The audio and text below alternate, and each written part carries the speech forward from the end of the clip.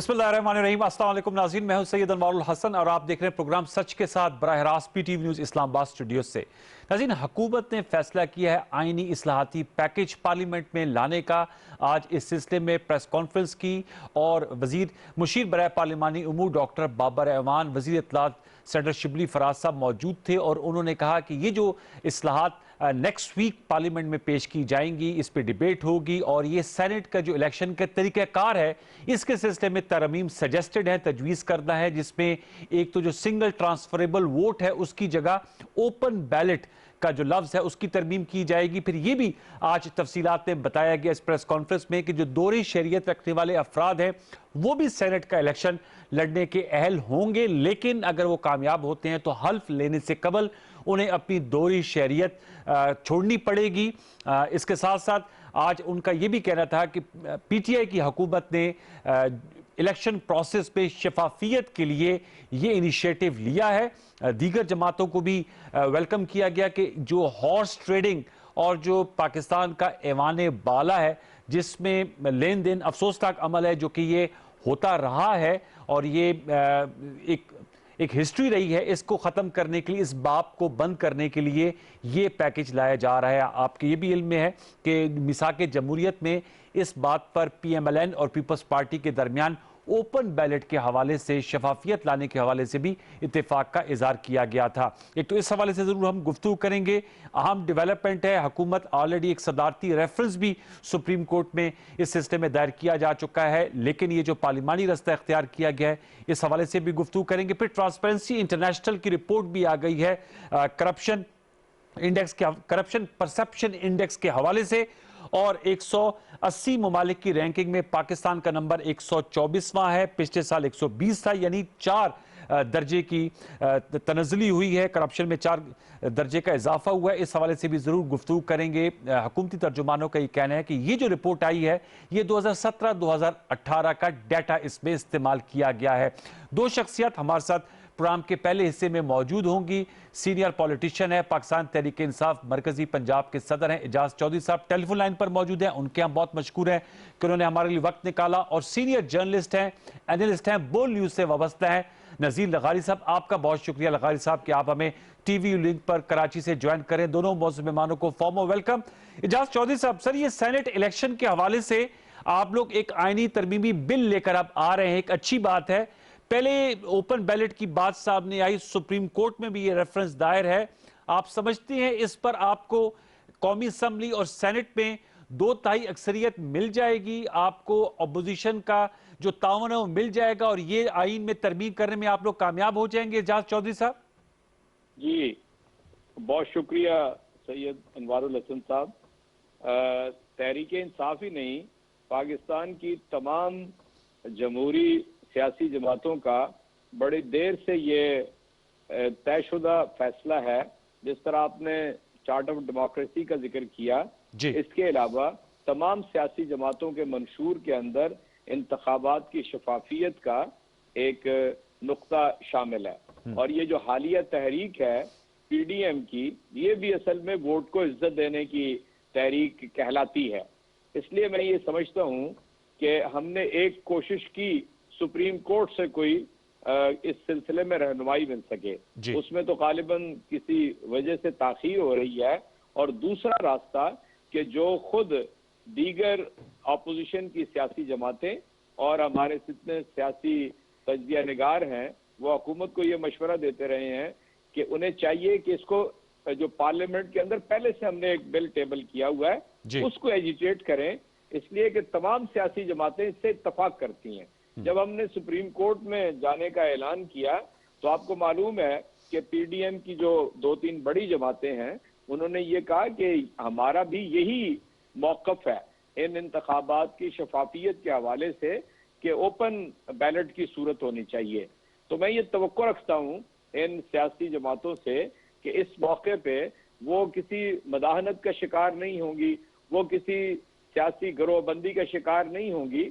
तो एक खास नुक्ते के ऊपर और किसी मसले पे वो साथ दे ना दे, इस मसले पे हमारे कुछ स्पीकर की सतह पे इस सिलसिले में अपोजिशन की जमातों से राब्ता भी हुआ है اور ہم توقع رکھتے ہیں کہ جب اب یہ بل ٹیبل کیا جائے گا اس بل اکراس دی بورڈ اس بل پہ کسی کو اختلاف نہیں ہے in principle all political parties represented inside the parliament وہ اس کے اوپر اتفاق کرتی ہیں چنانچہ ہمیں یقین ہے کہ اس کے اوپر گفت و شنید کے بعد یہ اتفاق رائے سے اس کو اڈاپٹ کر لیا جائے گا فرض کیجئے خدا نہ خواستہ ایسا نہیں ہو پاتا تو کم از کم تحریک انصاف اپنی بات کو سچ کر دے گی کہ ہم نے عدالت کا دروازہ بھی کھٹکھٹایا ہم نے پارلیمنٹ کو بھی روبہ عمل لانے کی بھرپور کوشش کی اور ہم مورل وکٹری تو بہرحال اللہ کے فضل و کرم سے ہماری ہے ہم یہ توقع رکھتے ہیں کہ دوسری جماعتوں میں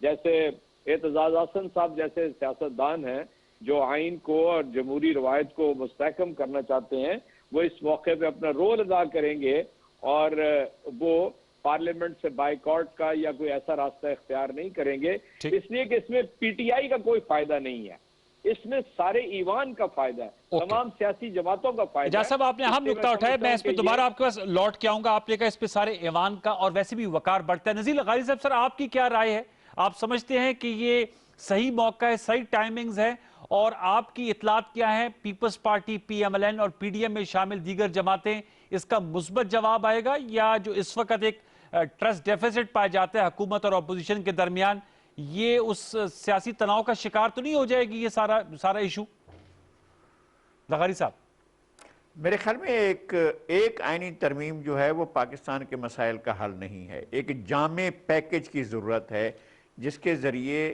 آپ احتساب کے عمل کی ٹرانسپیرنسی کریں ایک اس کے علاوہ جو ہے آپ معیشت میں ٹرانسپیرنسی لائیں آپ گورننس میں ٹرانسپیرنسی لائیں آپ تمام معاملات میں یہ بالکل صحیح ہے کہ پارلیمنٹ کے تمام معاملات ٹرانسپیرنٹ ہونے چاہیے اس میں کوئی شک نہیں ہے اور پارلیمنٹ کے اندر انتخابات کی چوری کا سلسلہ بند ہونا چاہیے چاہے وہ عام انتخابات ہوں پارلیمانی انتخاب ہوں یا پارلیمنٹ کے اندر کسی مختلف قسم کی چیزوں کا یا جیسے ہاؤس آف فیڈریشن کا انتخاب ہے اس تمام چیزوں میں ٹرانسپیرنسی ہونی چاہیے لیکن حکومت نے بہت جو اس سے پہلے واویلا کیا کہ جناب ہم الیکشن ٹائم سے پہلے کرانے جا رہے ہیں تو اپوزیشن میں شکوک و شبہات پیدا ہوئے کان کھڑے ہوئے بھئی یہ کیا ہو رہا ہے اچھا یہ الیکشن پہلے کیوں کرانے جا رہے ہیں اور اس کے بعد جو ہے وہ دوسرا معاملہ یہ ہوا کہ جناب دیگر معاملات میں جو انہوں نے کہا کہ جناب چلیں چھوڑیں ساری چیزیں چھوڑیں ہم مل کر بیٹھتے ہیں معیشت پر جو ہے ہم ایک بیٹھ کر بات کرتے ہیں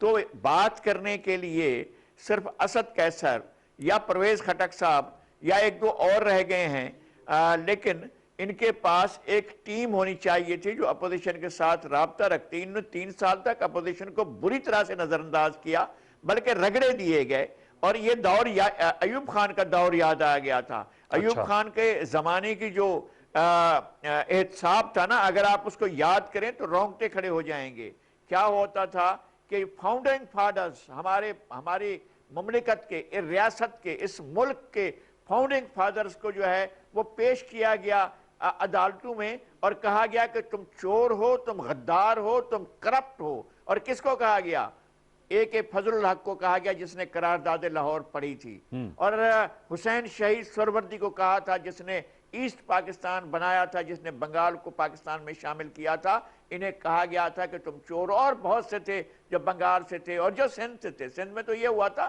کہ پہلا چیف منسٹر دوسرا چیف منسٹر تیسرا چیف منسٹر چوتھا چیف منسٹر سب کو یکے بعد دیگرے نکالا گیا اور کہا گیا کہ تم چور ہو تم کرپٹ ہو ایوب کھوڑو قاضی فضل اللہ پیر الہی باغ آپ لغاری صاحب اس دور کا تقابل موجودہ دور سے یہ تو سر جمہوری دور ہے نا وہ تو ایوب خان کی ڈکٹیٹرشپ تھی نا سر اس میں تو عدالتیں بھی موجود ہیں اور ہم نے دیکھا عدالتیں بھی ریلیف بھی دے رہی ہیں نا سر میں عرض کرتا ہوں میں نے جب آپ کو چیف منسٹر سندھ کے بتائیں یہ تو پاکستان بننے کے بعد قائد اعظم کی آنکھیں بند ہونے کے ساتھ ہی یہ سلسلہ شروع ہو گیا تھا اور 54-55 تک سندھ کے وزراء اعلیٰ کو 1 سال سوا سال 1 سال سوا سال ملتا تھا 4 وزراء اعلیٰ کو تبدیل کیا گیا اور سب کو یہی کہا گیا کرپٹ اور پھر وہاں سے واپس لایا گیا جس کو پہلے نکالا گیا تو اس کو پھر واپس لایا گیا اس کو پھر کہا گیا کہ آپ وزیر اعلیٰ بنیں پھر اس کو پاکستان کا وزیر دفاع بنایا گیا اس وزیر دفاع نے 1 گھنٹے چیف آف آرمی سٹاف لغاری بھائی 2021 میں آج سر بہت ماضی میں چلے گئے ہیں سر اب دور حاضر میں میں آپ سے جاننا چاہوں گا، لیکن میں یہ کہنا چاہ رہا ہوں کہ آپ نے کہا کہ دور حاضر میں بھی جی میرا سر سوال یہی ہے کہ آپ کی بات صحیح ہے کہ ٹرسٹ ڈیفیسٹ میں آپس سے پایا جاتا ہے، لیکن اب کیا ہم کسی نقطے سے آغاز تو کر سکتے ہیں نا لغاری صاحب، کسی نقطے سے آغاز تو کیا جا سکتا ہے، تو ہاتھ کا مطلب اس میں کیا برائی ہے؟ اس میں اپوزیشن کو بھی فائدہ ہے، گورنمنٹ کو بھی فائدہ ہوگا، جن پارٹی کی نومینیشن کم از کم یہ لوٹا کریسی اور یہ گروپ بندی یہ تو ختم ہو جائے گی نا جی لغاری صاحب۔ میں پھر عرض کرتا ہوں، آپ کا ٹرسٹ ڈیفیسٹ ہے، اس کو آپ اوور کم کرنا چاہتے ہیں تو آپ ایک کمپریہنسو پیکج کے ساتھ آئیں۔ یہ جو احتساب کا عمل ہے اس کے بارے میں پیکج ہو، جو معیشت کی بہتری ہے اس کے لیے پیکج ہو، جو گورننس، آپ اس ساری معاملات کو لے جائیں اور پارلیمنٹ کے اندر، اور وہ جو ٹرانسپیرنسی ہر چیز میں وہ لانی ضروری ہے۔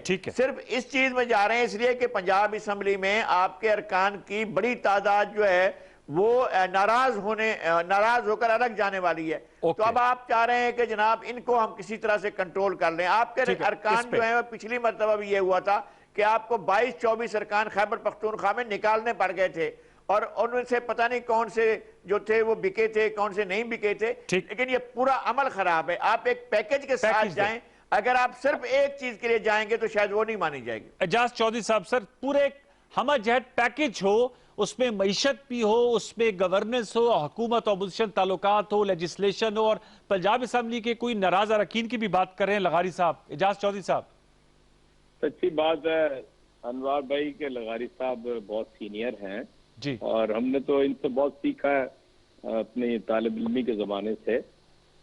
مسئلہ یہ ہے کہ اگر تو اس دور کو کسی ماشاءاللہ دور سے کمپیئر کر رہے ہیں تو کرنا ہی نہیں چاہیے۔ اسے اگر کرنا چاہیے تو کسی جمہوری دور سے کرنا چاہیے جس میں اراکین اسمبلی کو قتل کیا گیا، جس کے اندر دلائی کیمپ لگایا گیا، جس کے اندر ایف ایس ایف بنائی گئی، جس کے اندر یعنی سیاسی قیدیوں کی تعداد سینکڑوں سے ہزاروں کی طرف تھی۔ یعنی صرف میں نے ایک اشارہ کیا، کسی کو کوئی بلیم نہیں کیا۔ پاکستان کی موجودہ حکومت کے اندر اگر کوئی جیل کے اندر ہے تو اپنے کالے کرتوتوں کے سبب ہے۔ وہ نیب اس کو جیل کے اندر لے گئی ہے، اسے ایف آئی اے لے گئی ہے، اسے اینٹی کرپشن لے گئی ہے۔ ہمارے ہاں اخلاقی تباہی کا تو انوار بھائی یہ عالم ہے کہ ایک آدمی ناجائز قابض ہے، قبضہ گروپ ہے، اور اس کا یعنی اس سے ناجائز قبضہ حکومت نے چھڑوایا ہے۔ کوئی 1.5 ارب روپے کی زمین وہ شہر کے وسط کے اندر قابو کر کے بیٹھا ہوا تھا، اور ہماری قومی سطح کے رہنما اس کے گھر گئے ہیں اظہار یکجہتی کرنے کے لیے۔ آپ مجھے بتائیے کہ جو مافیاز ہوتے ہیں وہ کیسے آپریٹ کرتے ہیں، یعنی اوپر سے لے کر نیچے تک، جڑوں تک ان کے یعنی جو دست و بازو موجود ہوتے ہیں۔ اس لیے میں سمجھتا ہوں اخلاق کا معیار تباہ و برباد ہو کے رہ گیا ہے۔ بات تو سیدھی سی ہے، یعنی ہم 100 کام کریں لیکن ایک سے ہی آغاز کرنا پڑے گا نا۔ میں لغاری صاحب سے اتفاق کرتا ہوں کہ 10 کام ہونے والے ہیں، لیکن آپ پہلی گنتی گنیں گے، آپ پہلے یعنی سیڑھی پہ قدم رکھیں گے تو دوسری پہ رکھ سکیں گے نا۔ اور یہ اس میں مجھے یہ بتائیے، اگر ہمارے کچھ اراکین ادھر ادھر ہو رہے ہیں تو جی آپ مجھے بتائیے کہ ہم نے جس کا ذکر کیا لغاری صاحب نے، ہم نے تو اپنے لوگوں کو نکال دیا۔ کیا کسی پیپلز پارٹی نے، مسلم لیگ نے، کسی اور پارٹی نے کبھی تعدید کی اپنے اراکین اسمبلی کی کہ وہ بک گئے؟ کیا یہاں پر لوگوں کی بولیاں نہیں لگتی؟ یہاں پہ گھوڑوں کے میدان نہیں سجتے؟ میں سمجھتا ہوں کہ یہ تحریک انصاف عمران خان ہے، اس بات پہ تو اعتراض ہی نہیں کرنا چاہیے۔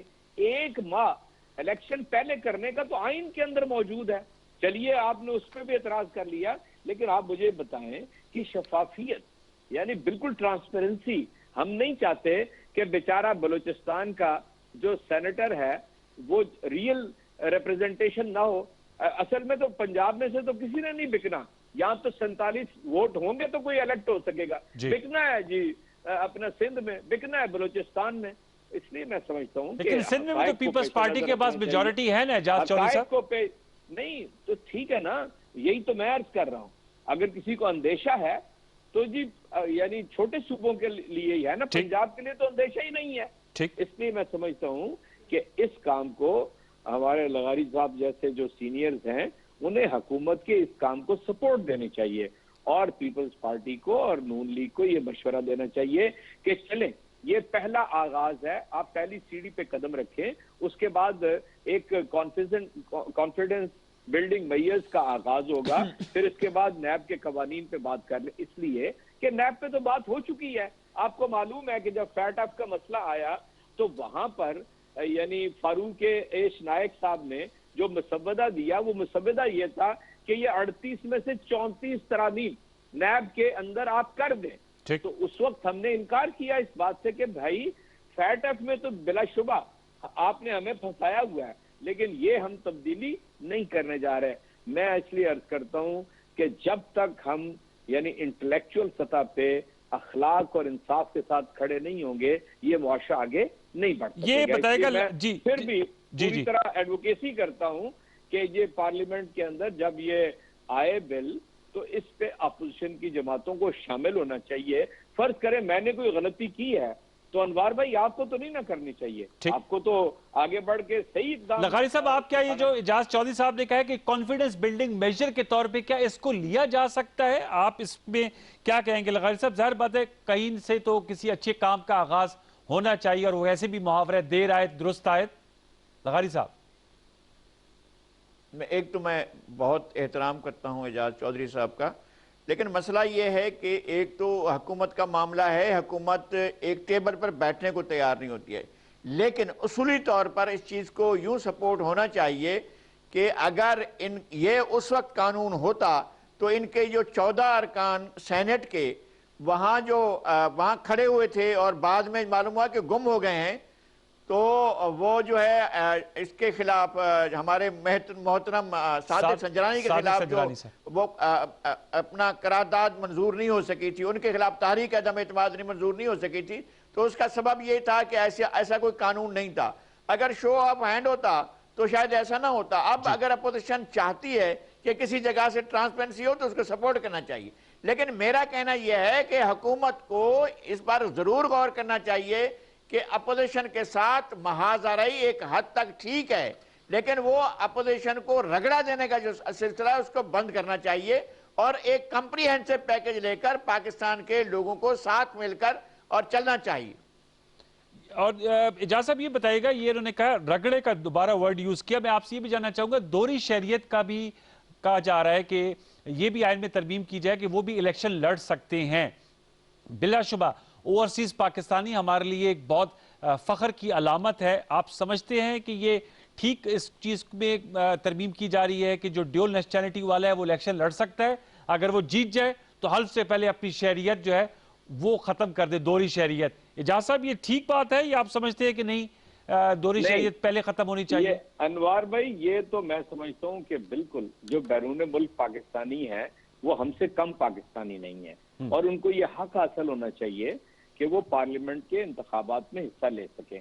اس لیے میں تو جی ایڈوکیٹ ہوں اس بات کا کہ جو بیرون ملک پاکستانی ہیں ان کو ووٹ کا حق بھی ہونا چاہیے جنرل الیکشنز کے اندر, اور انہیں پارلیمنٹ کا الیکشن بھی لڑنا چاہیے. اور یہ بات بالکل ٹھیک ہے کہ آپ کو ایک حلف اٹھانا ہے, آپ وہ ریووک کر دیں اور یہاں پر آ کر آپ پارلیمنٹ کا حصہ بن جائیں.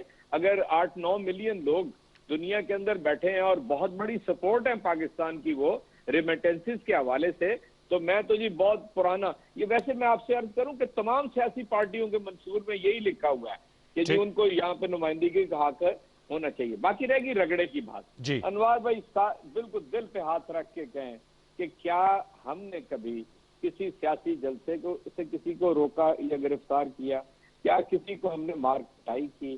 کیا کوئی ایسی صورتحال پیدا کی؟ سیدھی سی بات ہے, ہم جب جدوجہد کر رہے تھے جیلیں بھی بھگتتے تھے, تھانوں میں مار بھی کھاتے تھے, لاٹھیاں بھی کھاتے تھے, آنسو گیس بھی بھگتتے تھے, یعنی ہم نے سارے کام کیے ہیں. یہ پولیٹیکل سٹرگل ہے. لیکن اگر میں چوری کروں, اگر میں کروڑوں اربوں روپے کی منی لانڈرنگ کروں, اگر میرا یعنی جو ایک پارٹی کی سربراہ ہیں وہ یہ کہتی ہیں کہ لندن تو کیا میری پاکستان میں بھی کوئی پراپرٹی نہیں ہے, اور 2016 میں جب وہ تو سر ابھی بھی براڈ شیٹ کو فراڈ شیٹ کہتی ہیں, وہ تو ابھی بھی براڈ شیٹ کو فراڈ شیٹ کہتی ہیں. یہ تو میں سمجھتا ہوں کہ اللہ تعالیٰ ہی ان لوگوں کو, یعنی مجھے نہیں معلوم کہ یہ جذبہ اور یہ اخلاقی جرت کیسے آتی ہے. یعنی میرے ساتھ ہو جائے تو میں تجھے کیمرے کا سامنا نہیں کر سکتا, वल्लाह मैं आपसे अर्ज करूं, लेकिन एजाज साहब आप एक सीनियर आदमी, ये सर आज जो ट्रांसपेरेंसी इंटरनेशनल की रिपोर्ट आई है, ये तो सर काफी ऐसी रिपोर्ट है जिससे बताया जा रहा है कि 4 दर्जे जो है वो और करप्शन बढ़ गई है। देखिए मैं आपसे अर्ज करता हूँ, बहुत अच्छा किया आपने ये सवाल कर लिया और मुझे इसका जवाब देने का मौका मिल जाएगा। आपको पता है, एक तो ये परसेप्शन रिपोर्ट होती है और ये 8 मुख्तलिफ अदारे होते हैं, जो 8 में से 6 अदारे हैं उनके यानी रेटिंग में कोई फर्क नहीं है। पहली बात तो आप ये नोट कर लें। अच्छा। 2 अदारे हैं जिन्होंने रेटिंग में फर्क डाला है। एक अदारा जो है उसका नाम है वेराइटीज ऑफ डेमोक्रेसी, यानी उन्हें हमारी जमहूरी रवायात के अंदर कुछ कमी नजर आई है, एक वो अदारा। और दूसरा अदारा वर्ल्ड जस्टिस प्रोजेक्ट, उसके अंदर कोई कमी नजर आई है। यानी हमारे यहाँ करप्शन का परसेप्शन जो है वो बिल्कुल मुख्तलिफ है। कोई मेगा स्कैंडल हमारे दौर के अंदर नहीं आया जिसमें प्राइम मिनिस्टर हो, अल्हम्दुलिल्लाह। और कोई ऐसा स्कैंडल, निचली सतह पे करप्शन कम हुई है एजाज चौधरी साहब, निचली सतह पे? देखिए मैं आपसे अर्ज करूं, निचली सतह पे मैं समझता हूं कि नहीं होनी चाहिए, कतई तौर पे नहीं होनी चाहिए। लेकिन जिस मुशाहिदे से 2.5 बरस मैं गुजरा हूं, मैं समझता हूं कि ये नहीं हो सका है, ये नहीं हो सका है। और ये नहीं हो सका आप कह रहे हैं? हाँ जी, निचली सतह पे नहीं हो सका, मैं इस बात का एतराफ करता हूं। लेकिन हुकूमती सतह पे आप अंदाजा करें ना जी, आप पंजाब के वजीर आला के ऊपर 100 एतराजात कर लीजिए, लेकिन कोई मेगा स्कैंडल पंजाब के वजीर आला का नहीं आया और पिछली हुकूमतों में कभी कोई बचा नहीं है। जरा लगारी साहब का भी इसमें नुक्ता नजर ले लेते हैं। एजाज साहब मेरे साथ ही रहेगा। लगारी साहब क्या कहेंगे सर आप? एजाज चौधरी साहब कह रहे हैं कि बलाई सतह पे, हुकूमती सतह पे कोई बड़ा स्कैंडल नहीं है पिछले 2.5 साल में, लेकिन उस बात को एडमिट कर रहे हैं कि निचली सतह पे करप्शन खत्म करने में वो कामयाबी नहीं मिली जो कि होनी चाहिए थी। लगारी साहब मैं फिर अर्ज करता हूँ, मुझे अफसोस होता है जब एजाज चौधरी साहब को मैं कंट्राडिक्ट करूँ, लेकिन सूरत हाल ये है कि जितने बड़े स्कैंडल आए हैं वो इसी दौर में आए हैं। ये चीनी का स्कैंडल क्या था, ये आटे का स्कैंडल क्या था, ये पेट्रोल का स्कैंडल क्या था, ये किस तरह से रातों रात 30 अरब रुपए का कौम को टीका लगा, ये किस तरह हुआ कि जनाब आटा कहीं से कहीं पहुंच गया। ये कहाँ हुआ है कि चीनी की सेठ ने सब्सिडी भी ली और उसके बाद सेठ ने कीमत भी बढ़ा दी और गन्ने की कीमत उसने कम रखी। ये सारे का सारा गुज़श्ता 2.5 साल में जो कुछ हुआ है वो तो सब कुछ सामने आए। और फिर किस तरह से होता है कि जनाब पेट्रोल का कारोबार करने वाला अपना बैठकर वजारत में उसका तहफ़्फ़ुज़ दे और बाकी जो एक्सपोर्ट इम्पोर्ट के मामलात में सब्सिडी लेने वाला जो है वो अपने तौर पर बैठकर काम करे। कॉमर्स की मिनिस्ट्री उसके पास हो जिसका वेस्टेड इंटरेस्ट हो, पेट्रोलियम की मिनिस्ट्री उसके पास हो जिसका वेस्टेड इंटरेस्ट हो। जो वेस्टेड इंटरेस्ट लेकर बैठे होंगे तो वो कैसे हुकूमत को आगे चलने देंगे? बड़े बड़े स्कैंडल तो यही आए हैं ना, आटा, चीनी, पेट्रोल। एजाज साहब ये तो कह रहे हैं, आप कह रहे हैं कोई स्कैंडल नहीं है, उनको पूरी फहरिस्त बता दी लगारी साहब ने। अनवार भाई आपके सामने अर्ज करता हूं, अगर कोई काबीना का मेंबर किसी का कन्फ्लिक्ट ऑफ इंटरेस्ट है उसे काबीना छोड़ देनी चाहिए, ये मेरा मौक़िफ़ है। छोड़ देनी चाहिए? आपसे अर्ज करते काबीना छोड़ देनी चाहिए। तो ये रज़ाकाराना तौर पे छोड़ देनी चाहिए या उनको हटा देना चाहिए? सर फर्क है ना दोनों बातों में। जी आपने मुझसे मेरी राय मांगी है ना जी, इस वक्त मैंने अपनी खोल के मीडिया के ऊपर, वो भी पीटीवी के ऊपर, मैं अपनी राय दे रहा हूं, ठीक है। दूसरी बात आपने चीनी की आपको बताए 7 मुकदमे चीनी के जो कारखानादार हैं उनके ऊपर 7 महकमों के अंदर चल रहे हैं। और किसने किए हैं? क्या इमरान खान के अलावा भी कभी किसी ने पूछा है किसी को? ये तो मैं समझता हूं कि लगारी साहब को ये इमरान खान को क्रेडिट देना चाहिए। उसने कब्जा ग्रुपों पे हाथ डाला, उसने चीनी माफिया पे हाथ डाला, आटा माफिया पे हाथ डाला। अब ये बात तो ये हमसे बेहतर समझते हैं कि ये जो कार्य सरकार है इसमें यानी अगले दिन कोई नतीजा नहीं निकल जाता। हर एक यहाँ तो जी 2000 से पहले जो चोरी के मुकदमात हैं या 1999 में नैब बनी थी उस वक्त से मुकदमात चल रहे हैं। हमारा प्रोसिक्यूशन का सिस्टम है। साहब जुडिशल रिफॉर्म्स पे आप समझते हैं वक्त की जरूरत है? जुडिशल रिफॉर्म्स पे सबसे ज्यादा तवज्जो देनी चाहिए। देखिए मैं अगर मुझसे आप पूछे ना, मैं तो ये समझता हूँ कि जो चोरी करे ईरान की तरह, हम बहुत सारी बातें ईरान की चाहते सॉरी चीन की चाहते हैं ना, उन जैसे हम हो जाएं। तो वो क्या करते हैं, जो चोरी करता है वो पकड़ा जाता है ना, 15 दिन के अंदर अंदर उसके माथे के अंदर गोली मार देते हैं, ठीक है ना। असल में तो निजाम अदल को दुरुस्त होना है। ये जो मैंने बताया है कि 6-8 अदारों में से 2 अदारों ने क्या चीज पॉइंट आउट की है पीटीआई गवर्नमेंट की? डेमोक्रेसी के हवाले से, और क्या चीज पॉइंट आउट की है? अदल के हवाले से।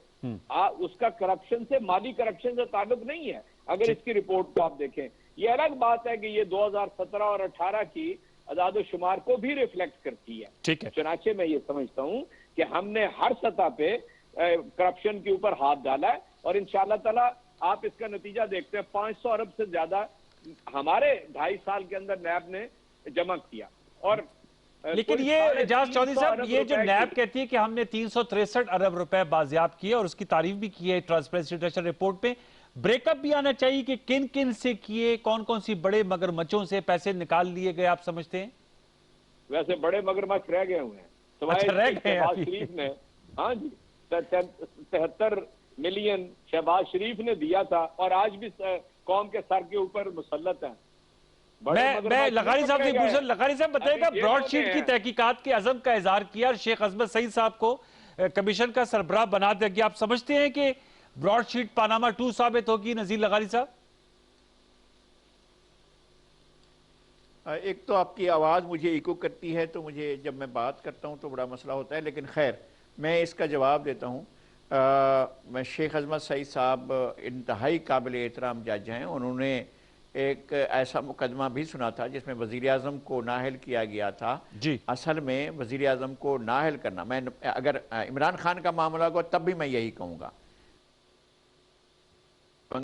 जी जी जी लगाई साहब, थोड़ी बहुत सी पॉलिसियों के शदीद इख्तलाफात के बावजूद मैं ये चाहता हूं कि उनके अगर इक़्तिदार से अलहदगा करने का कोई आईनी तरीका है तो ठीक होगा। अगर उनको इस तरह के, जिस तरह का फैसला यूसुफ रजा गिलानी को 43 सेकंड की सजा देकर हटाया गया, या नवाज शरीफ को उसमें कुछ नहीं मिला था, एवान फील्ड के कोई मनी ट्रेल नहीं लाई गई, JIT बनाई गई, JIT कोई ट्रेल नहीं लाई, और कोर्ट ने बनाई थी, इन्हीं जज साहिबान ने बनाई थी, और इन्हीं जज साहिबान के बारे में कहा जा रहा है कि उन्होंने व्हाट्सएप भी इस्तेमाल किया था, लेकिन उसकी मनी ट्रेल नहीं आई। एक इकामा साबित हुआ और उस पर उनको नाअहल करार दे दिया गया। तो अगर कोई चीज़ इस तरह की होगी इमरान खान के बारे में तो हम उसकी भी मुखालफत करेंगे, इस तरह से हटाना ठीक नहीं है। लेकिन ये एक पाकिस्तान में ऐसी प्रैक्टिस हो चुकी है। मैं कह रहा हूँ अदालती फ़ालियत के हम कायल हैं, लेकिन अदालती फ़ालियत का मतलब अवामी नुमाइंदगी को ज़िबह करना ना हो, अवामी नुमाइंदगी को ख़त्म करना ना हो। अवाम किसी को भी, इवन इमरान खान को, इवन नवाज शरीफ को, इवन यूसुफ रजा गिलानी को इसलिए नहीं मुंतखब करते हैं कि जनाब उनको आप 43 सेकंड की ताब बर्खास्त अदालत की सजा सुनाने के बाद उनको कहेंगे जी आप घर जाइएगा, आप वज़ीर आज़म नहीं रहे हैं। उसके लिए तयन किया गया है कि या तो वज़ीर आज़म इस्तीफ़ा दें, या वज़ीर आज़म असम्बली भी तोड़ दें और अब खुद भी इस्तीफ़ा दे दें, या वज़ीर आज़म जो हैं वो काम करने के काबिल ना रहें, अहल ना रहें, खुदा ना खास्ता कोई और हादसाती बात हो जाए, या ये जो है उनके खिलाफ तो किस तरह का एहतसाब होना चाहिए? सवाल तो ये फिर सर कौन इस कमीशन को हेड करेगा सर? सवाल तो ये, वक्त मेरा खत्म हुआ जा रहा है बारकैफ। एजाज साहब अगर आप ब्रीफली कुछ कहना चाहें सर। मैं ब्रीफली ये कहना चाहता हूं कि कप्तान अकामा पे नहीं नवाज शरीफ को निकाला गया, उसको चोरी पे निकाला गया, और इनके पास कोई मनी ट्रेल नहीं थी, कतरी खत था, और इनके पास यानी अपने किए का कोई जवाब नहीं था। एक बात मैं कहना चाहता हूँ, इमरान ये 3 दफा एजाज साहब, इमरान चौधरी साहब आदमी था, वो भी पूरा 1 साल सुप्रीम मैं सिर्फ ये अर्ज करता हूँ कि इस्तगासा का क्या काम है? अगर आप उसी को कहेंगे कि अपने खिलाफ सबूत दो कि एक पॉलिटिशियन और एक करप्ट फर्ज के दरमियान फर्क करना चाहिए, मुझे अनफॉर्चुनेटली वक्त मेरा इजाजत ही दे रहा, आप लोगों का शुक्रिया अदा करना पड़ेगा। एजाज चौधरी साहब आपका बहुत शुक्रिया, नज़ीर लगाई साहब आपका बहुत शुक्रिया, दोनों मेहमानों ने हमसे गुफ्तगू की। व्यूअर्स वक्फा लेंगे, वक्फे से पहले आपको बताते चले हम कोविड-19 वैक्सीन के हवाले से गुफ्तगू कर रहे होंगे डॉक्टर फैसल सुल्तान साहब से। एक छोटा सा वक्फा, उसके बाद आएंगे तो जरूर गुफ्तगू सुनिएगा। आइंदा हफ्ते इंशाल्लाह कोविड वैक्सीन पाकिस्तान आ रही है। वक्फा ले लीजिए।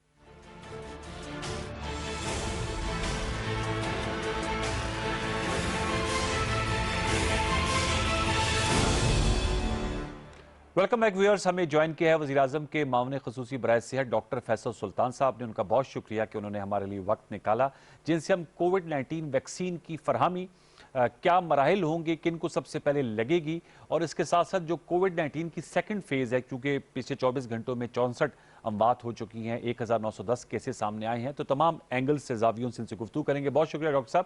सबसे पहले तो मैं ये जानना चाहूँगा कि NCOC ने फैसला किया है कि आइंदा हफ्ते पाकिस्तान में कोरोना की जो बचाव की वैक्सीन है वो दस्तयाब होगी। कुछ इसकी तफसीलात बताएंगे कि इस सिस्टम में किन को सबसे पहले लगेगी, उसके लिए क्या तैयारी की गई है, चाइना की गवर्नमेंट हमें ये दे रही है, कितनी वैक्सीन्स आएंगी, और वजारत सेहत ने इस सिस्टम में क्या खसूसी इंतजाम किए हैं डॉक्टर साहब? बहुत शुक्रिया जी। ये जो मुतवक्के फराहमी है इस वैक्सीन की अगले हफ्ते में, ये नतीजा है कई महीने की तैयारी और कोशिशों की।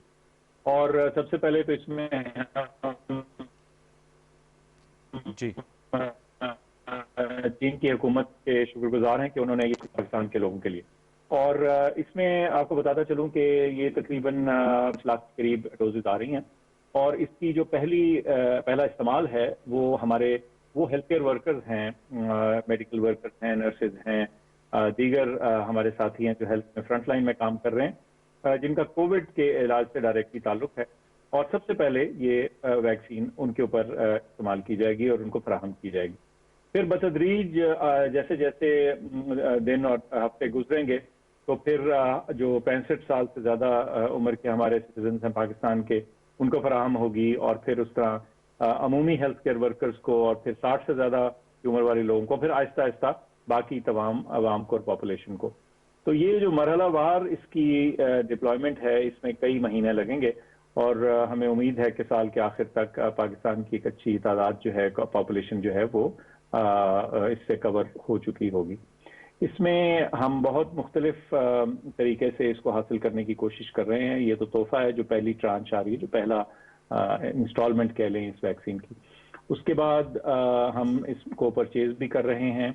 और एक फैसिलिटी है जिसका नाम है कोवैक्स जी, जो एक कंसोर्शियम है, इकट्ठा करके वैक्सीन खरीदी जा रही है बहुत से ममालिक के लिए। उसमें भी पाकिस्तान शामिल है। और अगले 1-2 दिन में हमें मालूम हो जाएगा कि उसकी फराहमी, उस जरिए जो फराहमी होनी है, उसकी क्या टाइमलाइन है। डॉक्टर साहब मुझे बताएगा, आपने कहा कि पहली जो खेप है वो 5 लाख वैक्सीन होंगी, उसके बाद ये साइनोफार्म कंपनी की वैक्सीन है, उसके बाद पाकिस्तान चाइना से ही खरीदेगा, या बरतानिया की जो ऑक्सफोर्ड की वैक्सीन है और जो रशिया की है वो भी खरीदी जाएगी? ये सारी पॉसिबिलिटीज मौजूद हैं जी। ये पहली जो ट्रांच है ये तो साइनोफार्म की है। इसके अलावा एक और चाइनीज कंपनी के ट्रायल्स मुकम्मल हो रहे हैं। अगर वो ट्रायल्स मुस्बत साबित होते हैं, बीमारी से बचाव में वाज़े तौर पे मौसर नजर आते हैं, उसके रिजल्ट्स जो अगले चंद दिनों में पता चल जाएंगे, तो वो एक दूसरी सोर्स होगी।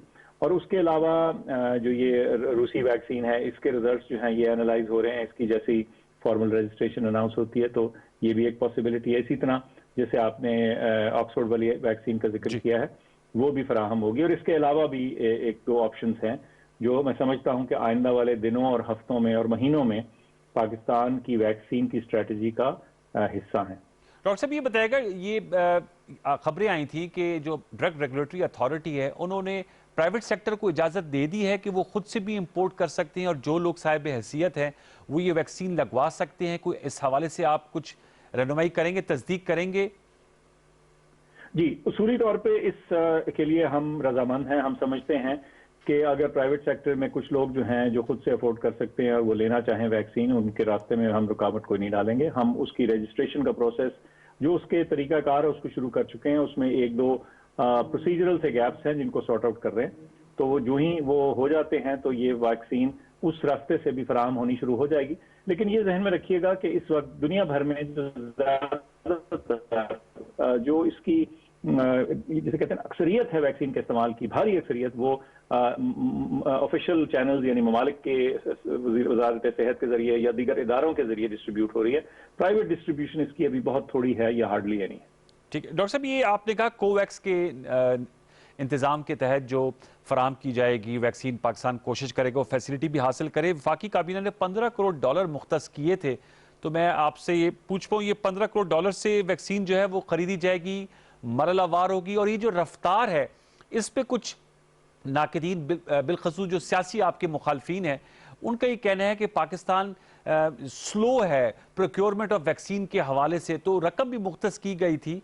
क्या वजह बनी कि अब ये 31 जनवरी के बाद यानी कि नेक्स्ट वीक में इसकी दस्तयाबी होगी, वो भी चीन से तोहफे की सूरत में, जो हमारा टाइम टेस्टेड फ्रेंड है वो दे रहा है? देखिए जी, इसमें पहली तो बात यह है कि किसी सूरत ये स्लो नहीं है, ये और हम इसको सोच समझ के बगैर जल्दबाजी के और गलत फैसले किए बगैर कोशिश कर रहे हैं कि ऐसे तरीके से हो कि ये वैक्सीन सही वाली आए और मुनासिब वक्त पे आए और ऐसी हो जिसकी अफादियत जो है वो वाज़ेह हो चली हो। कई ममालिक ने कुछ वैक्सीन का इस्तेमाल का फैसला किया, लेकिन आपने देखा कि कई दफ़ा उनके जो नताइज हैं वो उतने मानी खेज नहीं थे जब उनका एनालिसिस हुआ। तो ये इस वक्त नाकदीन अपनी जगह, लेकिन हमने एक जिसे कहते हैं ना, बड़े एक ठहराव से और अक्लमंदी से और समझदारी से इस चीज़ के कदम उठाना है ताकि गलत फैसला ना हो, सही मौसर वैक्सीन हो जो सेफ हो। अच्छा, अब जहां तक ताल्लुक रहा उन ममालिक का जिन्होंने कई दहाइयों में साल हा साल पिछले 50-100 साल से अपने health care infrastructure, manufacturing, pharmaceuticals, biologic products, उनमें इन्वेस्टमेंट्स कर रखी हैं, तो उनको आप खड़े खड़े बैच नहीं कर सकते। नेचुरली जिन मुल्कों में ये वैक्सीन बन रही हैं उनके यहाँ सबसे पहले ये डिप्लॉय होना शुरू हो गई, वो कोई ताज्जुब की बात नहीं। लेकिन अगर आप उस अमर को सामने रखें, उससे मवाजना करें, तो उस चीज को केटर करने के बाद आपको एहसास होगा कि पाकिस्तान जैसे बड़े मुल्क में जहां खुद से प्रोडक्शन नहीं है, वहां ये इसकी जो डिप्लॉयमेंट है वो कदर जल्दी ही हो रही है और इंशाल्लाह हमारे अवाम को और हमारे फ्रंटलाइन हेल्थ वर्कर्स को इसकी प्रोटेक्शन बहुत जल्दी मुहैया होगी। डॉक्टर साहब, ये एक आप चूंकि ज़ाहिर बात है डॉक्टर हैं, लोगों की साइकोलॉजी को भी समझते होंगे, डॉक्टर्स बहुत सी चीज़ों से बाखबर होते हैं। एक सर्वे आया है जिसमें कहा गया है कि 49% पाकिस्तानियों का कहना है कि वो कोरोना वायरस की वैक्सीन दस्तयाब होने के बावजूद इन्हें नहीं लगवाएंगे।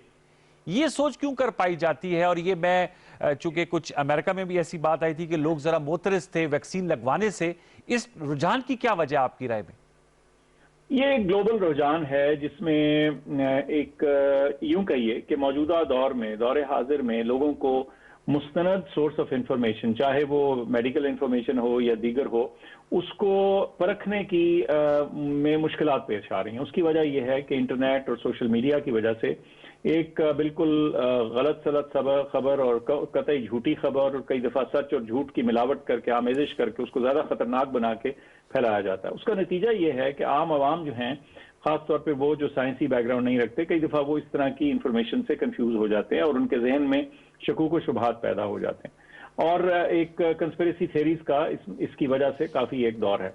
तो ये ग्लोबल फिनोमिनन है और इसमें एक वैक्सीन हेजिटेंसी जिसको बोल रहे हैं, जिसमें आप जैसे बड़ा अच्छा लफ्ज़ आपने सवाल किया कि वो मोतरेज हैं, कुछ उनको शकूक हैं, इसको दूर करना बहुत ज़रूरी है क्योंकि, और ये हमारे यहाँ अलग से नहीं है, दुनिया भर का फिनोमिनन है। इसको दूर करना ज़रूरी है और कैसे इसका तरीका है, ट्रांसपेरेंट, वाज़े, क्लियर और आसान अल्फाज में इंफॉर्मेशन बतानी कि भाई इस वैक्सीन में क्या है और इसके फ़ायदे क्या हैं और अगर कोई पोटेंशियल नुकसानात हैं वो सामने रखे जाए ताकि किसी को परेशानी या शक व शुबा ना हो, इसमें इब्हाम ना हो।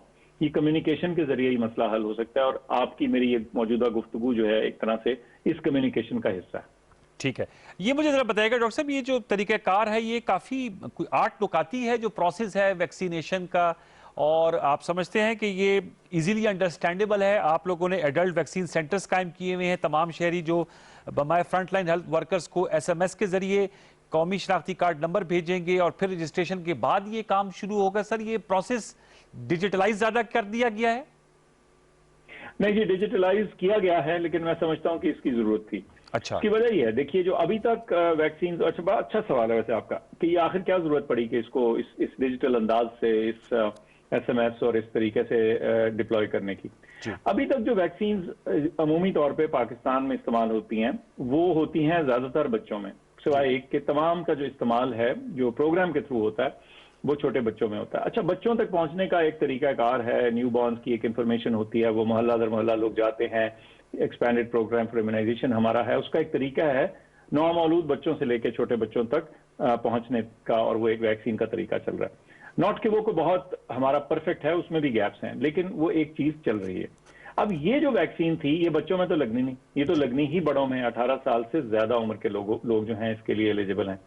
اب اس کو ڈپلوائے کرنے کے لیے کچھ جدت کی ضرورت تھی تاکہ بھگدڑ نہ ہو، تاکہ لوگ سب اکٹھے ایک دن بیک وقت آ کے اپنی ویکسین کا تقاضا نہ کریں۔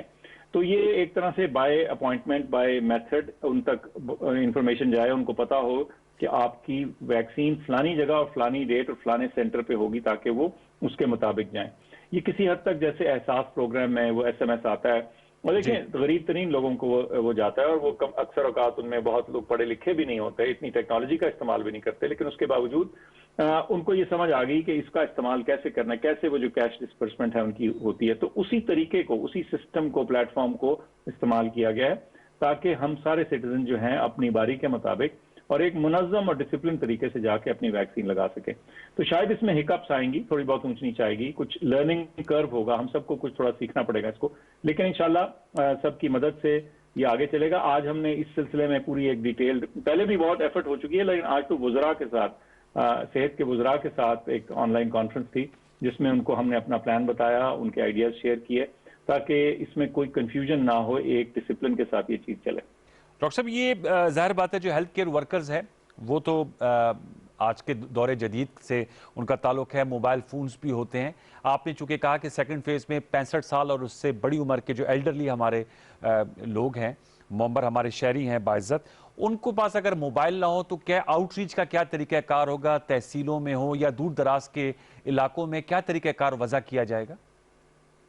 اچھا، یہ بھی ایک چیلنج تھا اور ہے کہ ایک سرٹن عمر سے زیادہ کئی دفعہ لوگ ٹیکنالوجی کا بہت استعمال نہیں کرتے، کئی دفعہ بینائی کے دیکھنے کے مسائل ہیں، کئی دفعہ لوگ فون رکھتے ہی نہیں ہیں، یا ان کا ایک فون ہے وہ اس کو اس طرح سے استعمال نہیں کر پاتے۔ تو اس میں اسی لیے ہم نے جو فون نمبر جو ہے وہ ان کا جو ناظرہ میں لسٹڈ ہے اس کا استعمال مینڈیٹری نہیں کیا، ان تک پہنچنا جو ہے وہ کسی اور فون کے ذریعے بھی وہ ان کے میسج آ اور جا سکتے ہیں، لیکن یہ صرف ان تک ہم بوجھ ان پہ نہیں ڈال دیں گے۔ ہماری کوشش ہوگی کہ جو ہمارے پروونشل پروگرامز، اور کافی انہوں نے اس پہ تیاری کی ہے، کہ وہ خود سے کیسے ریچ آؤٹ کریں گے اور وہ کیسے اپنے سینکڑوں جو ہمارے ویکسینیشن سینٹر 600 کے قریب مجھے بتایا گیا ملک بھر میں ہیں، تو ان سب تک رسائی کا اور پہنچنے کا جو ہے طریقہ کار، اس میں ان کی معاونت اور مدد کیسے کی جا سکے گی، وہ ہمارے شہری جو ٹیکنالوجی کا اتنا واضح استعمال نہیں کر سکتے۔ تو اس پہ بھی کچھ ایفرٹ کی گئی ہے اور امید ہے کہ یہ آخر کار سب تک پہنچ جائے گی، جتنے وہ لوگ ہیں جو لگوانے کو تیار ہوں ویکسین۔ اچھا، ویکسین جو لگانے والے ہیں ان کے بارے میں بھی آج آپ کا بیان آیا تھا، 4 لاکھ ہیلتھ ورکرز کو رجسٹر کر لیا گیا ہے۔ آپ سمجھتے ہیں 4 لاکھ would be enough؟ جو ہماری پاپولیشن ہے جن کو لگنی ہے وہ سفیشینٹ نمبر ہے جن کو رجسٹر کیا گیا؟ یہ 4 لاکھ وہ لوگ ہیں جو front line health care worker ہیں، اس میں ڈاکٹرز، نرسز، دیگر سٹاف شامل ہے جو کہ فرنٹ لائن میں کام کر رہے ہیں۔ یہ وہ ہیں جو کہ ویکسین کے پہلے ریسیپینٹس ہوں گے، یعنی جو پہلا مرحلہ ہے وہ ادھر سے ان سے شروع ہوگا، اور اس میں بھی پرائرٹی کچھ یوں ہوگی کہ جن جگہوں میں، جن شہروں میں سب سے زیادہ شدت ہے بیماری کی، اور جن سینٹرز میں سب سے زیادہ کورونا کی کیئر ہے، سب سے پہلے ان کو پرائرٹائز اور ہرابل دستے کے طور پہ ان کو اس پروٹیکشن کو پہنچایا جائے گا۔ تو یہ کافی ڈیٹیل میں اس میں کارروائی ہوئی ہے، پروونسز نے اپنے ڈیش بورڈ فل اپ کیے ہیں، وہ ایک نیشنل لیول کے اوپر سارے ویزیبل ہو گئے ہیں، سامنے دکھ گئے ہیں۔ ڈاکٹر صاحب، چونکہ ہمارے یہاں ملک میں کنسپریسی تھیوریز بھی بہت چلتی ہیں، تو میں آپ کی موجودگی کا فائدہ اٹھا کے آپ ضرور سوال کروں گا۔ بہت سے یہ رائے سامنے آئی کہ پرائم منسٹر، وزراء کو ویکسین لگ گئی، شاید آپ کو بھی لگ گئی ہے ویکسین، اور اب جو ہے وہ ویکسین اب نیکسٹ ویک آئے گی۔ تو ان خبروں کی ویسے تو تردید ہو گئی تھی، میں آپ سے جاننا چاہوں گا، you are new to this, ظاہر بات ہے میڈیا، پاکستان کا جو میڈیا اور سوشل میڈیا ہے، تو آپ کا کیا ریئیکشن ہے؟ ایسی بے پرکی اڑا دی جاتی ہے، اس سے کافی زیادہ لوگوں میں ابہام پیدا ہو جاتا ہے۔ بالکل جی، جو غلط خبر ہے نا وہ ایک شرارت ہے، میرے خیال سے وہ تو ایک فتنہ ہے۔ جی، پہلی بات، مجھے تو ذاتی طور پہ اپنے بارے میں تو میں بتا سکتا ہوں، مجھے بالکل کوئی ویکسین نہیں لگی، اور میں جسے کہتے ہیں واضح طور پہ یہ آپ کو آن ایئر بتا رہا ہوں۔ اس کے علاوہ وزیر اعظم صاحب جو ہیں وہ چونکہ گزشتہ میری ان کے ساتھ جو ساتھ رہا ہے اس کی وجہ سے بہت سارے ان کے تقریباً تمام صحت کے معاملات جو ہیں وہ میں دیکھتا رہا ہوں، ان کو بھی کوئی ویکسین نہیں لگی، اور میری اطلاع کے مطابق کسی سسٹمیٹک طور سے کسی وزیر کو یا کسی مشیر کو یا کسی سینئر بندے کو جن کا مجھے معلوم ہے ان کو ویکسین نہیں لگی. اگر کوئی اتفاقاً کہیں گیا ہوا تھا باہر اور کسی نے لگوا لی تو ہر ایک کے اوپر تو میرا کوئی چیک نہیں, لیکن ایز اے سسٹم اور ایز اے جسے کہتے ہیں پالیسی کسی کو نہ ویکسین لگی ہے ابھی تک, اور جب لگے گی تو آپ کو پتہ چل جائے گا کہ وہ کس طریقے سے ہو رہی ہے. تو یہ بالکل غلط خبر تھی, ایسی بات نہیں, اور یہ بالکل درست نہیں. ہم سب سے پہلے پرائیورٹائز اپنے front line health care worker کو کر رہے ہیں, جو ہم نے اصول سامنے رکھا تھا اسی کو فالو کریں گے. ڈاکٹر صاحب یہ بتائیے گا, بھارت نے اپنی ویکسین تیار کر لی ہے کیا؟ چونکہ اب آپ کے پاس یہ شعبہ بھی ہے, معاملے خصوصی برائے صحت ہے, ہمارے ہاں بھی اس طرح کی ریسرچ اور اس طرح کی آپ سمجھتے ہیں کہ رجحان ہونا چاہیے کہ ہم بھی اپنی ویکسینز خود بنا لیں؟ بھارت نے کووڈ-19 سے بچاؤ کی ویکسین خود سے تیار کر لی اور ایکسپورٹ بھی کر رہا ہے. بھارت نے یہ کیا جی, ایک تو ان کا جو سیرم انسٹیٹیوٹ ہے اس میں وہ دوسرے ملکوں کی تیار یعنی ڈیولپ شدہ ویکسین کی پروڈکشن جو ہے وہاں ہوگی, ایک تو وہ ہے. میں سمجھتا ہوں ان کی شاید اپنی بھی کوئی ایک ایفرٹ ہے اس معاملے جو ٹوٹلی شاید انڈیجنس ہو. تو میں یہ کہوں گا کہ دیکھیں, چاہے بھارت ہو, چاہے امریکہ ہو, چاہے انگلینڈ ہو, چاہے روس ہو, چائنا ہو, جو یہ ویکسین بنانے میں سامنے آ رہے ہیں ممالک, ہمیں دیکھنا چاہیے کہ انہوں نے آخر وہ کیا چیزیں کی جس میں وہ اس کے قابل ہوئے. پاکستان نے اور اتنے شعبوں میں ترقی کی ہے, اور کچھ شعبوں میں ہم نے باقی دنیا سے آگے جا کے اپنی سائز اور اپنی معیشت کے باوجود ہم کئی بڑے اور زیادہ ترقی یافتہ ممالک کے سامنے ہم نے کچھ ٹیکنالوجیز میں ہم ان کے برابر یہ سامنے آ چکے ہیں. تو اس میں کچھ محنت, کچھ فوکس, اور یہ دیکھنے کی ضرورت ہے کہ وہ انڈسٹریز جن سے ہماری یہ سائٹ ڈیولپ ہوتی ہے ان کو ہم کس طرح فروغ دے سکتے ہیں, کیسے ہیلپ کر سکتے ہیں, اور ان کو چوک کیے بغیر ہم کیسے اس ملک کا, اپنے پاکستان کا فائدہ دلانے کے لیے سامنے لا سکتے ہیں. تو اس میں کچھ ایفرٹ آلریڈی ہو رہی تھی, لیکن میرے خیال سے اس واقعے نے, اس ساری کووڈ کے معاملے نے یہ چیز واضح کی ہے کہ ہیلتھ کیئر میں انویسٹمنٹ جو ہے وہ اس کے بغیر ملک ترقی نہیں کرے گا. ہم نے کوئی ہمارا جوائنٹ مشترکہ اشتراک تو چل رہا تھا چائنا کے ساتھ کسی سٹیج پر آ کے, کیونکہ اب یہ وائرس تو ہے, اٹ ہیز ٹو اسٹے, تو کوئی ایسا ذہن میں آپ کے پلان آف ایکشن ہے کہ ہم ویکسین جو ہے یہاں پر بھی اس کی تیاری شروع ہو جائے لوکلی؟ جی, ویکسین کا میں جو کوآپریشن کا پہلا قدم تھا وہ تو ٹرائل تھا, کلینکل ٹرائل تھا. بہت ضروری تھا اس وقت جب انہوں نے کلینکل ٹرائل شروع کیا تو چین کے اندر بیماری کا پھیلاؤ ذرا سلو ہو چکا تھا, تو وہاں ویکسین کا ٹرائل جو تھا اتنا کارآمد ثابت نہیں ہونا تھا کیونکہ بیماری قدرے ختم ہوئی ہوئی تھی. تو اس لیے پاکستان اسٹیپ اپ, ہم سامنے آئے, ہم پرانے ایک دوستی ان کے ساتھ ہے اور بڑی ٹائم ٹیسٹڈ ہے, اس میں ہم نے ان کا ساتھ دیا اور انہوں نے ہمارا دیا, اور ہم نے کولیبوریشن شروع کی. تو پہلا تو یہ تھا کہ کلینکل ریسرچ میں ہم شامل ہوئے, پہلی چیز. دوسری چیز یہ ہے کہ جو بلک میں تیار ویکسین ہے اس کو یہاں لا کے اور اس کو فل کیا جا سکتا ہے انڈیویجول اس میں وائلز میں, ایمپیولز میں, تاکہ پھر وہ ڈسٹریبیوٹ ہو سکے. یہ دوسرا قدم ہے. لیکن ان دونوں سٹیپس میں کوئی جدت, کوئی ناولٹی نہیں شامل. اب آ گئی ایکچوئل ویکسین تیار کرنی.